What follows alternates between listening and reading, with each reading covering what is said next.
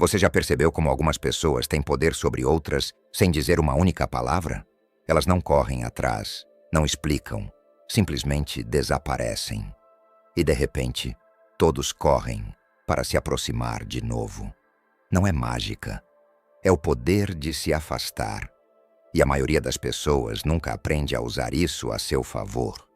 Não se trata de joguinhos, é sobre compreender uma verdade fundamental da psicologia humana. Nós valorizamos mais aquilo que se torna menos disponível para nós. Quando você está sempre presente, sempre respondendo, sempre ajudando, sempre doando sua energia, as pessoas começam a considerar sua presença como algo garantido. Ela deixa de ser apreciada e passa a ser esperada. Mas algo poderoso acontece quando você para de estar tão disponível. A dinâmica muda. Pessoas que mal notavam sua presença, de repente, sentem sua falta. Aqueles que se aproveitavam começam a se perguntar se passaram dos limites. A energia que antes você oferecia livremente, agora se torna algo que elas precisam conquistar. E é aí que a verdadeira mudança começa. É como um momento antes de apertar enviar, ou antes de responder, que tem mais poder do que você imagina. É o momento em que você não reage, respira em vez de disparar a resposta. E nesse silêncio, algo começa a mudar. E se o silêncio fosse a sua estratégia? Você aprendeu que força é poderosa, mas a verdade é que o silêncio reorganiza a sala. Ele desestabiliza a dinâmica. Quando você para de alimentar o ciclo com a sua energia, o ciclo começa a definhar. Pegue algo simples, como um grupo de mensagens. Você normalmente responde na hora, sempre disponível, sempre explicando. Mas um dia, você não responde. Deixa a mensagem sem ler, não se justifica, não explica. De repente as pessoas percebem. Está tudo bem com você? O silêncio vira um sinal. Elas sentem. Sua energia foi retirada. Sua presença se foi. E assim, o poder se reequilibra, sem uma única palavra. Você não precisa discutir para provar seu ponto. Não precisa justificar seus sentimentos para validá-los. Às vezes, a coisa mais poderosa que você pode fazer é absolutamente nada. Há uma transação silenciosa acontecendo em todos os relacionamentos que você já teve. E provavelmente, você nem sabia que estava participando dela. Não é apenas sobre conexão, é sobre acesso. Acesso emocional. Aquela versão de você em que as pessoas confiam para confortar, reagir, absorver. O pacificador. O que explode na hora certa e depois pede desculpas só para manter a paz. Você acha que está apenas sendo você mesmo. Mas será que está? Ou está interpretando a versão de si que mantém tudo estável? A verdade é que elas não estão se conectando com você. Estão se conectando com seus padrões. Com a previsibilidade emocional que você treinou dentro do relacionamento. Elas sabem quando você vai recuar, quando vai ceder, quando vai fazer uma piada para evitar tocar na verdade. Isso não é intimidade, é programação. E quanto mais previsíveis são as suas reações, mais controle você entrega.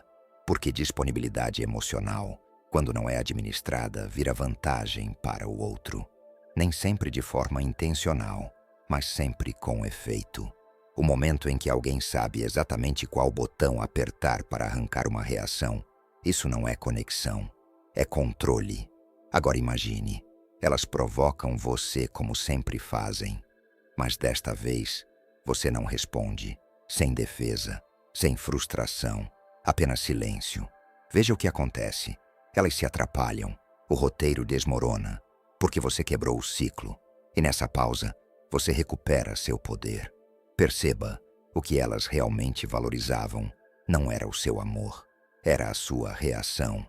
Essa era a moeda emocional que aprenderam a gastar. E no momento em que você para de reagir, a sua identidade e o seu valor começam a mudar. Não aos olhos delas, mas aos seus. Porque elas não têm medo da sua raiva, têm medo da sua neutralidade. Não temem a sua voz, temem o silêncio onde antes vivia o poder delas. E quando você deixa de atuar no papel que te deram, elas já não sabem mais com quem estão lidando. Ótimo. Isso significa que você finalmente está conhecendo o seu verdadeiro eu. Vamos ser honestos. A maioria das pessoas não respeita o seu tempo. Não de verdade. Elas respeitam a sua disponibilidade, o seu acesso, a sua utilidade. Mas o seu tempo, sagrado, limitado, que nunca volta, raramente é considerado. A sociedade ensinou as pessoas a esperar pela sua energia como se fosse um serviço de assinatura.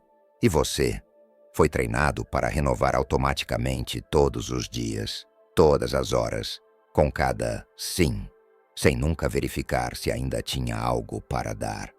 Mas aqui está a verdade mais profunda. O seu tempo é a moeda da sua alma. E toda vez que você o gasta na confusão de outra pessoa, em vez de na sua própria harmonia, você está ficando pobre de uma forma que ninguém vê. Você cancela a sua noite, aquela em que o seu corpo e sua mente imploravam por descanso, por um banho demorado, por um livro, por ociosidade. E, em vez disso, atende ao telefone. Drama outra vez. Você ouve, sustenta, oferece espaço e encolhe. Quando acaba, a outra pessoa se sente melhor, mas você vibra numa frequência mais baixa. Mais uma vez, trocou sua paz por proximidade. Entenda, o seu corpo é energia. Cada pensamento, cada emoção, cada limite que você estabelece, ou não, emite uma assinatura vibracional. Frequências altas, alegria, clareza, autorrespeito. Frequências baixas, culpa, ressentimento, esgotamento.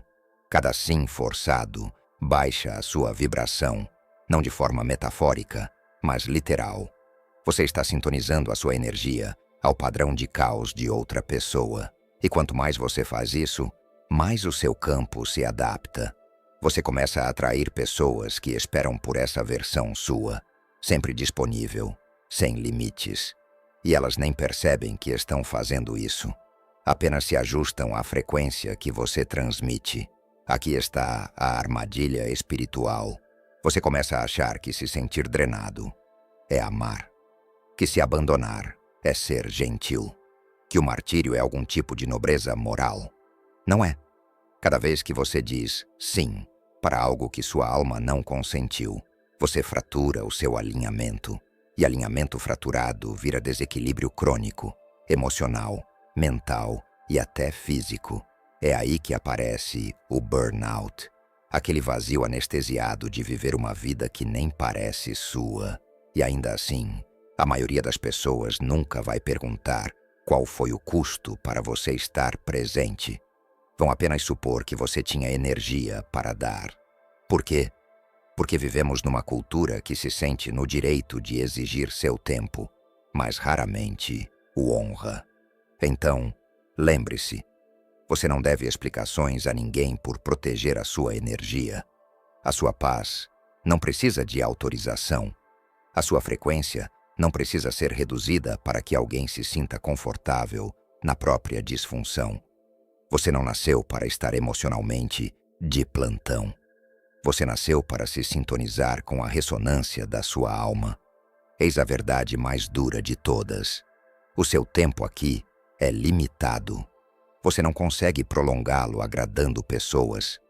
Cada hora que você gasta em ressentimento é uma hora que nunca volta. Sua vida não é um reservatório infinito de talvez na próxima vez. Ela está acontecendo agora, neste minuto. Então, a pergunta não é apenas quem você está tentando manter na sua vida, mas também qual parte de si mesmo você está perdendo no processo. E se você parasse de perguntar, será que ainda vão me amar se eu disser não? E começasse a perguntar, será que eu ainda vou me amar se continuar dizendo sim? A sua alma não está aqui para ser exaurida, está aqui para se expandir. E você não se expande encolhendo. Você se expande honrando a frequência da sua verdade. mesmo que isso incomode os outros. Deixe que se ajustem, ou deixe que se afastem. Você tem uma vida para viver, uma vida que realmente pareça sua. Ser disponível demais é uma das formas mais sutis de autoapagamento, porque quando as pessoas amam mais o que você oferece do que quem você é, cria-se uma ilusão de proximidade, uma que parece calorosa na superfície, mas é oca no fundo. Você aparece, você apoia, você suaviza o caos, e por um momento isso até parece conexão, mas por baixo dessa transação existe algo mais silencioso e inquietante. Elas não estão segurando você, estão segurando a sua função. E talvez você tenha se tornado tão bom em ser útil que ninguém nunca precisou perguntar quem você é por baixo de toda essa ajuda. Talvez nem você tenha percebido. É assim que começa. No início, parece amor, soa como gratidão, se move como confiança. Mas não é amor, é utilidade. E quanto mais você interpreta o papel de salvador, mais as pessoas esquecem que você também tem feridas. Feridas que nunca foram ditas, porque o seu valor, de forma sutil e silenciosa, ficou atrelado ao seu silêncio. Vamos ser honestos. Você se tornou indispensável porque não acreditava que seria amado sem ser necessário. E essa é a verdade mais profunda que a maioria evita. Não porque não a sinta, mas porque, ao nomeá-la, teria que encarar há quanto tempo vive na performance. Jung chamaria isso de confusão de identidade, um colapso do eu dentro da persona, a máscara que você criou para navegar as expectativas sociais. Ela não foi criada por manipulação, mas por proteção. Quando a autenticidade parecia perigosa, quando a suavidade era descartada, quando a sua voz real era ruído demais para ser aceita. Então, você se adaptou, ofereceu ao mundo o que ele recompensava, sua competência, sua lealdade, sua disponibilidade, e a máscara permaneceu. Com o tempo, ela deixou de ser um acessório e virou uma prisão. Você já não estava respondendo, estava ensaiando, já não se conectava, apenas mantinha. Mantinha a relevância, mantinha o papel, mantinha o lugar na vida de pessoas que só enxergavam você com clareza quando você estava atendendo a uma necessidade. E agora você nem sabe mais onde termina a sua utilidade e começa a sua identidade. Mas aqui está a parte que ninguém fala. Quando o amor se mistura com utilidade, o silêncio vira ameaça. A quietude passa a ser vista como suspeita. Descansar parece rebeldia. Porque se você não está ativamente provando o seu valor por meio de produção, presença, é serviço. O que sobra? Essa é a pergunta assustadora da qual você tem fugido. Pois no fundo, há um medo. E se quando você parar, as ligações também pararem? E se as pessoas simplesmente sumirem? Mas aqui está o paradoxo. Você continua dando para evitar essa possibilidade. E ao fazer isso, a garante. Porque quanto mais você treina as pessoas a valorizarem seu serviço acima da sua essência, mais invisível sua verdadeira alma se torna. E é nesse ponto que ela começa a se fragmentar. Vamos trazer isso para o campo da energia. Quando você oferece seu trabalho emocional como identidade, seu campo energético começa a se enfraquecer. Você fica mais acessível para os outros, mas menos acessível para si mesmo.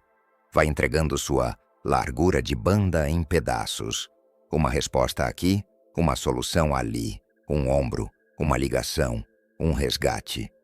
Até que o sinal da sua própria frequência fica fraco e instável. Não é que você não exista, é que ficou difícil se localizar dentro da sua própria vida.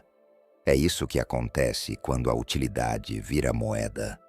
Você vai entregando até não ter mais nada para investir em si mesmo. E quando finalmente olha ao redor, está cercado de gente, mas profundamente só.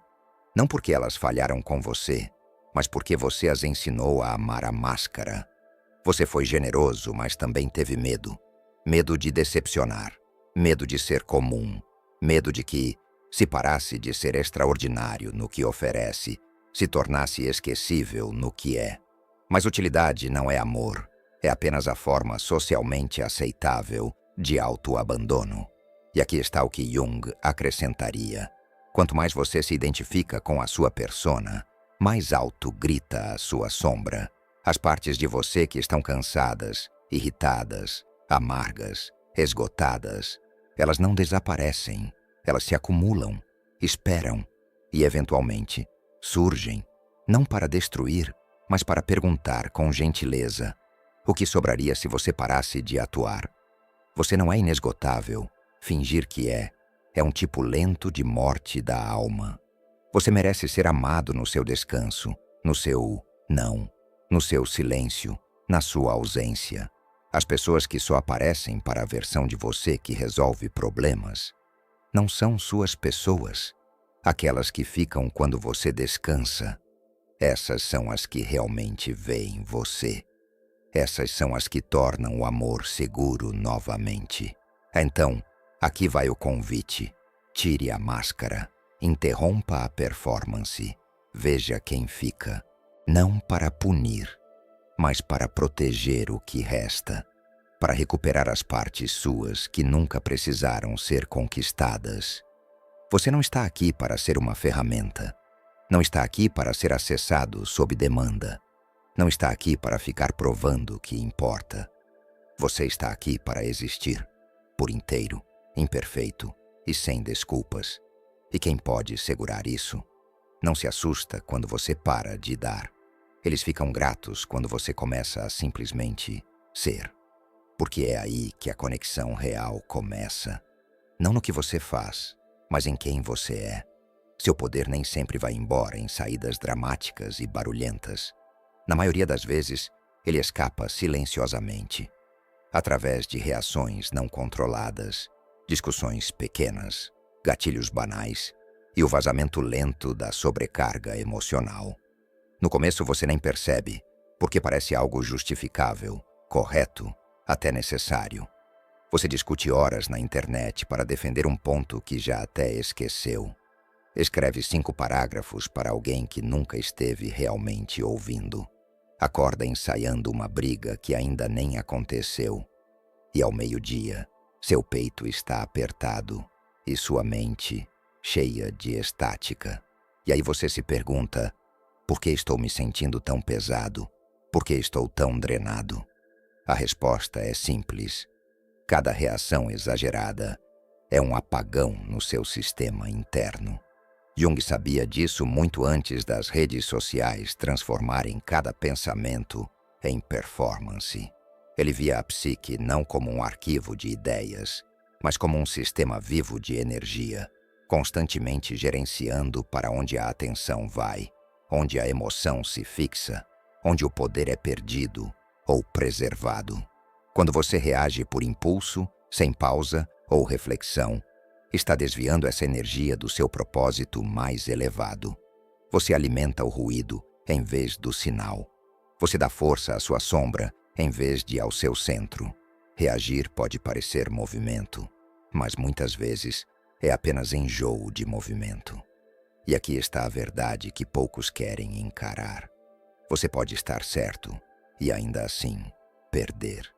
Pode ganhar a discussão, ter a última palavra, desmontar a lógica de alguém. E mesmo assim, se sentir drenado, confuso e desconectado depois. Por quê? Porque a energia que você entregou não foi um investimento, foi um gasto emocional sem retorno. Você não ganha poder reagindo. Você ganha poder escolhendo o que vale a pena responder. Essa é a disciplina. Suas emoções são moeda. A palavra emoção já diz tudo. Energia em movimento. E cada reação é uma compra. Ou você compra mais alinhamento com seu eu verdadeiro, ou paga por validação temporária com fadiga a longo prazo. Disciplina emocional não é frieza, é conservação.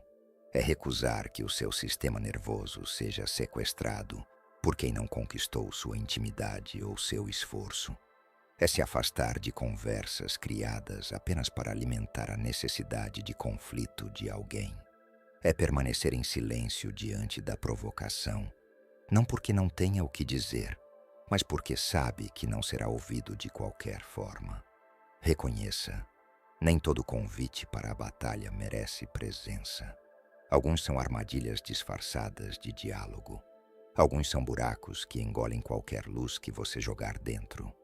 Evitar reação não significa suprimir a verdade. Significa refiná-la. Significa sentir tudo, mas transmitir seletivamente. Honrar seu mundo emocional, sem transformá-lo em moeda pública. Nem toda parte de você é para ser compartilhada. Nem todo sentimento precisa ser externalizado. Alguns devem ser testemunhados apenas por você, em silêncio. Isso é soberania psíquica. Não precisar que o mundo externo valide o que o seu mundo interno já sabe. Mas o mundo em que vivemos é uma economia da atenção. E a atenção é viciada em reação. Quanto mais você reage, mais engaja. Quanto mais engaja, mais sua energia é colhida por algoritmos, ideologias ou pessoas feridas procurando alvos emocionais. Você precisa quebrar esse ciclo. Precisa se tornar seletivo, estratégico, calmo. Existem poucos momentos mais decisivos do que aquele segundo logo após você ser provocado. Quando as palavras chegam, o tom muda. Um olhar, um gesto, um silêncio. E de repente, todo o seu corpo se prepara para o impacto. Você sente. O sangue corre mais rápido, a garganta aperta, o calor sobe pelo rosto. O maxilar trava antes mesmo que perceba. E então vem a narrativa interna. Eles não me respeitam. Estão tentando me humilhar. Eu preciso falar alguma coisa. Tenho que me defender. Esse impulso não é fraqueza. É história. É memória armazenada no corpo. É uma versão mais jovem de você, surgindo em milissegundos, acreditando profundamente que, se não agir agora, será diminuído, apagado, tornado pequeno. Então você reage rápido, alto, afiado, emocional. Mas, se estiver disposto a pausar, a resistir à gravidade do reflexo, começará a perceber algo muito mais importante. O gatilho não é a ameaça, o gatilho é o professor. Ele não é prova da sua instabilidade. É um sinal luminoso apontando para aquilo que ainda tem poder sobre você. Não a pessoa à sua frente, não a situação, mas a ferida não processada que ela acabou de tocar. Essa é a parte que a maioria foge de encarar. A desconfortável verdade de que o inimigo não está lá fora. Está na vulnerabilidade interna que você nunca examinou. Carl Jung falava muito sobre essa fragmentação interior. Ele acreditava que o caminho para a plena realização do eu exige confronto radical com a sombra, a parte oculta da psique, enterrada sob a persona. O gatilho é a voz dessa sombra, não para envergonhá-lo, mas para sinalizar. Tem algo aqui que você abandonou. Está na hora de trazer de volta para casa. Mas isso só pode acontecer se você permanecer. Não permanecer no argumento, permanecer em si mesmo. Essa é a disciplina. Permanecer consciente enquanto o seu sistema nervoso grita para se fechar, atacar ou fugir. Sentir tudo sem se tornar o sentimento. Perceber a onda sem confundi-la com a verdade. Reconhecer que você está diante do seu limite e escolher não desmoronar nele. Mestria não é ausência de reação. É capacidade de encontrar a sua reação com consciência suficiente para decidir o que é meu e o que é herdado, condicionado, automático. Quando alguém insulta você e o seu corpo se prepara para a guerra, mas em vez de lutar, você respira, observa, segura a carga sem derramar em todo lugar. Você sai do feitiço. Você já não é movido pelo momento. Está se movendo com ele, a partir do centro, não da compulsão. Essa é a diferença entre reatividade e soberania. Reatividade é reflexo, soberania é resposta. Uma é baseada na sobrevivência, a outra na posse de si. E sim, é difícil. Exige sentir exatamente aquilo que você passou a vida inteira evitando: impotência, abandono, invalidação, traição. Seja qual for a ferida raiz, o gatilho vai encontrá-la. E se você deixar, o gatilho vai governar você. Mas, se aprender a sentar-se com ele, com a vergonha, a raiva, a rejeição, tempo suficiente para realmente vê-lo, você tira o seu poder. Você deixa de ser servo do padrão e se torna a testemunha, o recipiente, a presença que segura a carga, sem se tornar a explosão. E nesse momento, você recupera algo que nenhuma validação externa pode dar. Escolha.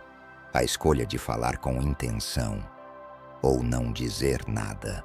A escolha de manter seu centro ou permitir que ele seja sequestrado.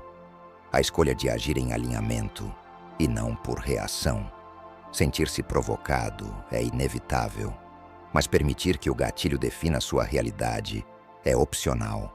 A liberdade não está em nunca ser afetado. Está em ser consciente o suficiente para perceber quando velhas feridas estão conduzindo o barco e lúcido o bastante para retomar o leme. Esse é o verdadeiro trabalho. Não é evitar conflito. Não é fingir estar curado. É praticar presença exatamente nos momentos em que é mais difícil se manter inteiro. Você não precisa lutar todas as batalhas que lembram o seu passado. Não precisa explicar seu valor para quem está comprometido em não entendê-lo. Não precisa corresponder à energia da provocação. Às vezes, o ato mais radical é não fazer nada, sem defesa, sem performance, apenas quietude. Quietude que diz: eu sei quem eu sou, e isso aqui não vai definir isso.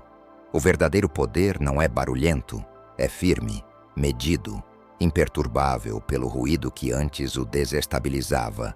Esse é o momento em que você percebe: o gatilho não está mais no controle, você está.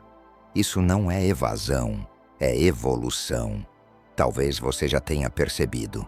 Às vezes, quando as pessoas olham para você, elas não estão realmente vendo você. Estão vendo uma versão moldada não pela sua presença ou essência, mas por projeções, histórias não resolvidas, necessidades não atendidas e medos ocultos disfarçados de expectativas. Se você passou a vida sendo agradável, adaptável ou emocionalmente fluente, provavelmente se tornou a tela perfeita. Não porque quis, mas porque a sobrevivência lhe ensinou a se moldar ao que os outros queriam, antes mesmo de saber o que você precisava.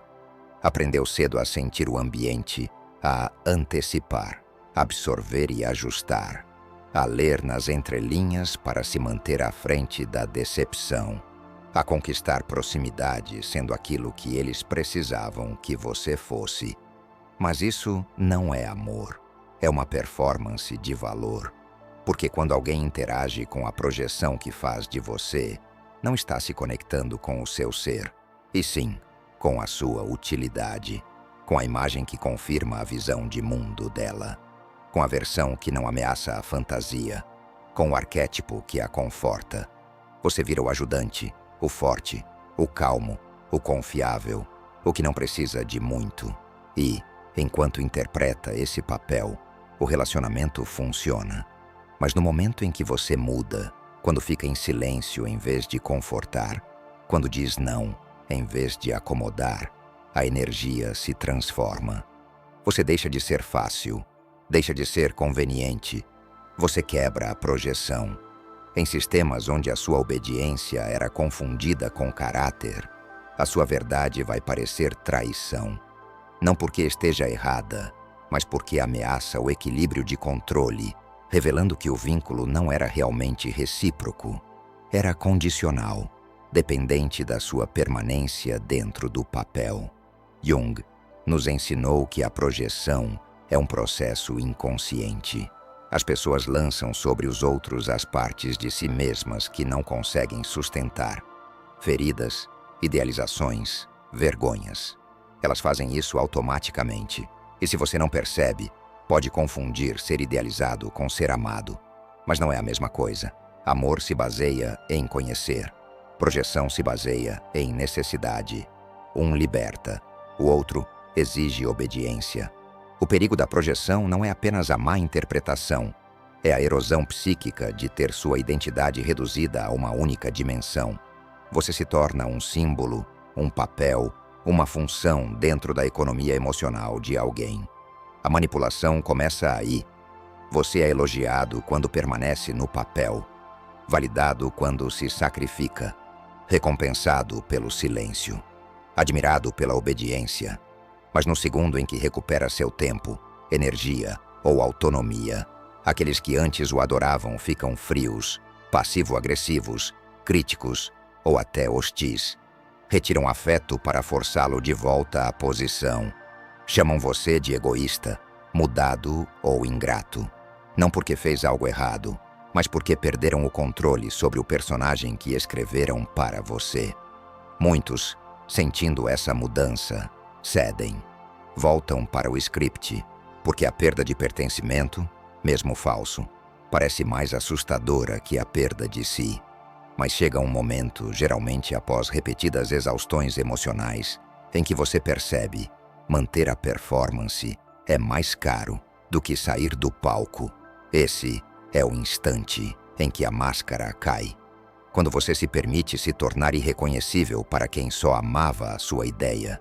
Sim, eles podem ir embora. Mas outra coisa acontece. A projeção desmorona. E com ela, morre a dinâmica manipuladora. Porque a manipulação precisa de previsibilidade. Precisa do seu consentimento, seja silencioso ou condicionado. No momento em que para de atuar, você se torna imprevisível, não de forma volátil, mas soberana. Não pode mais ser lido pelos filtros do passado deles, moldado pela culpa ou pressionado até ceder. Essa nova versão de você, que não diz sim automaticamente, que não troca limites por pertencimento, desconcerta quem nunca viu seu verdadeiro rosto. Mas esse desconcerto é sagrado. Significa que você deixou de ser um papel e se tornou uma pessoa inteira, multifacetada, emocionalmente honesta. Isso não é rebeldia, é reivindicação. Você não está aqui para ser interpretado, está aqui para ser testemunhado. Quem não consegue ou não quer, nunca esteve realmente conectado a você, apenas a projeção. Então, deixe os papéis caírem, deixe os aplausos cessarem, deixe a versão de si que só existia para o conforto alheio se dissolver. E no lugar dela, deixe emergir algo mais quieto, verdadeiro e infinitamente mais poderoso. O você que não participa do próprio apagamento. O você que não teme ser mal interpretado. O você que prefere ser real a ser reverenciado. O você que é livre. Quando escolhido com consciência, o silêncio não é retirada, é retomada. Jung dizia que tudo aquilo que nos irrita nos outros pode nos levar a compreender a nós mesmos. Mas ele também sabia que nem todo conflito merece ser travado, especialmente quando é projetado para provocar a sua reação e não o seu crescimento. Quando alguém tenta fisgá-lo por meio de crítica, distorção ou encenação, muitas vezes não está falando com você, mas com a imagem que projetou sobre você. Se você reage sem consciência, confirma o papel no qual foi colocado. Esse é o laço que o silêncio rompe. Ele desmonta o ciclo, enfrenta a dinâmica manipuladora não com retaliação, mas com ausência. Um vazio energético onde antes vivia a reação. Essa ausência força a projeção a ruir sob o próprio peso. É por isso que o silêncio ameaça tanto quem busca controlar. Sem a sua participação, a narrativa perde o coautor, a estratégia perde o alvo, a projeção perde o chão. Ficar em silêncio enquanto tentam apertar seus botões não é fuga espiritual, é maestria psicológica, é individuação em movimento, o termo de Jung para o processo de se tornar inteiro. Ela exige que você saia dos papéis impostos por outros e resista ao impulso de reagir apenas porque o roteiro pede. E sim, o silêncio pode ser mal interpretado. Você pode ser chamado de frio, distante, evasivo. Deixe que rotulem sua clareza. Isso também faz parte do padrão deles. Você não está aqui para ser moldado pelo desconforto alheio. Existe uma força particular em não falar, mas ficar parado o suficiente para ver com clareza. O silêncio lúcido não é o silêncio da fuga ou da derrota. É o silêncio de quem está desperto, cuja mente já não corre para se defender, corrigir ou encenar. Nem todo momento exige articulação. Alguns exigem observação. No espaço entre o gatilho e a resposta, existe uma clareza rara. Mas só se você estiver disposto a pausar para reivindicá-la. Falar rápido demais faz você perder a arquitetura sutil do momento. O brilho nos olhos de quem quase disse algo, a contradição entre palavras e ações, e principalmente, a percepção dos próprios padrões reativos. Ao permanecer quieto, você enxerga o jogo por trás do gesto, o padrão por trás do pedido de desculpas, a manipulação disfarçada de cuidado. Isso é o início da individuação. Separar sua consciência das projeções dos outros e distinguir a sua essência do seu condicionamento. Silêncio interrompe o loop. Faz você deixar de ser participante e se tornar observador. Observar é recuperar a energia, antes gasta tentando controlar narrativas que nunca foram suas. Você não precisa ganhar a conversa, basta parar de interpretá-la. Não precisa corrigir a narrativa, basta retirar a energia que a sustenta. Quando fala por reflexo, a sua verdade é diluída pela urgência.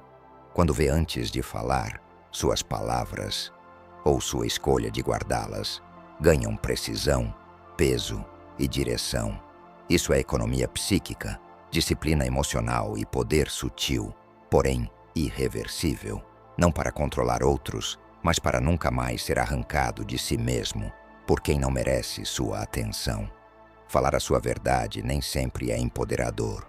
Às vezes é exaustivo, especialmente quando suas palavras caem em ouvidos que não escutam. Compartilhar não é sempre a coisa certa. Expor-se a quem não está pronto para receber pode deixá-lo mais frustrado e sozinho. Cada vez que fala sobre seus limites, sua jornada, você oferece mais que informação. Oferece um pedaço de si. E isso tem custo: energia emocional, clareza mental, vulnerabilidade. Por isso, pergunte-se: você está investindo sua voz onde importa ou gastando-a onde é desperdiçada? Jung alertava para o perigo de compartilhar partes de si com pessoas que só o veem através de projeções, quando a mente delas já está decidida sobre quem você é. Nem as palavras mais claras chegam até elas. Explicar-se para quem distorce continuamente o que você diz não é comunicação, é controle de danos. Você não deve a ninguém um manual das suas decisões. Não precisa justificar seus limites. Não precisa defender sua paz para quem se beneficia da sua confusão.